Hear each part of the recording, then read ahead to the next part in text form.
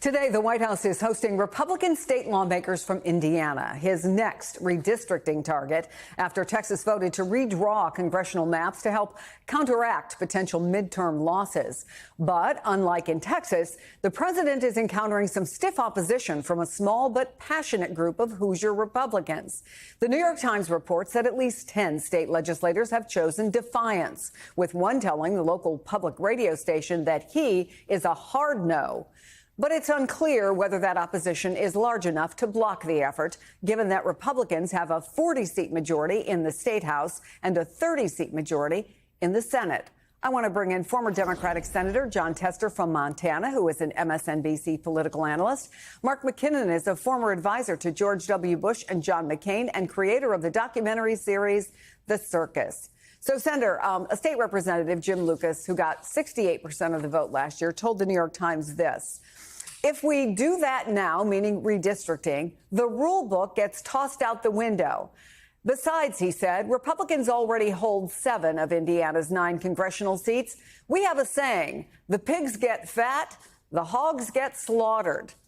We should be happy with what we have. I thought you might like that quote. What's your sense of what's going on with some of these Indiana Republicans, Senator? Well, look, I appreciate the fact that they're showing some backbone. I mean, the fact that we're doing this redistricting now in the middle of a decade is not right. It's against the rules. And I've got to tell you, I think we need more of this kind of action in Congress where you're holding the executive branch accountable. And it's certainly not happening in Congress. Maybe the state legislatures, who tend to lead, by the way, they tend to lead Washington, D.C. through their actions and policies. Maybe the state legislatures, especially in Indiana, will show the backbone to do the right thing. And the right thing is redistrict when you usually do redistrict. And now is not the time to do that. This is done strictly for political reasons, strictly to try to maintain power instead of maintain the checks and balances that our forefathers set up between the 3 branches of government. So, Mark, how do you explain the difference between what we're seeing with some of these Indiana Republicans who have been very clear they're against this compared to their counterparts in the Texas House who voted unanimously in favor of these new maps? They believe in rules, the rule of law. They have backbone. They have principles. It's really outrageous. I mean, this is nothing other, as the senator said, it's a power grab. This isn't about fairness or representation.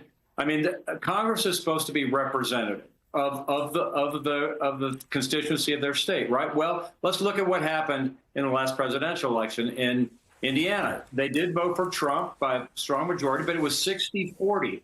Right now, they have 7 of 9 members of Congress. That's 77% versus the 60% vote that Trump got. Now they want 100%.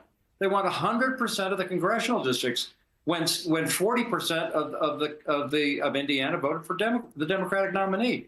That just is not fair. And I'll tell you that whatever Trump and the administration thinks, voters at the end of the day, no matter what their party affiliation, by and large, have a real sense of fairness. You know, Senator, this is interesting. In Virginia, the Democratic candidate for governor, Abigail Spanberger, says she has no plans for redistricting if she would win in November. Then there is this statement from Ken Martin, the DNC chair, who said Democrats have to respond. They can't be fighting with one hand tied behind their back. What do you think about the Democratic divide on this? And can Democrats sit back and not respond if this is what Donald Trump and Republicans are going to do? Well, look, I think it goes back to the point of what the laws are. And I think this is the danger when you have a president of the United States directing Texas or Indiana or any other state to redistrict for the sake of getting more seats in Congress to hold a majority of power. The other party is going to do the same thing. It's just the way it is.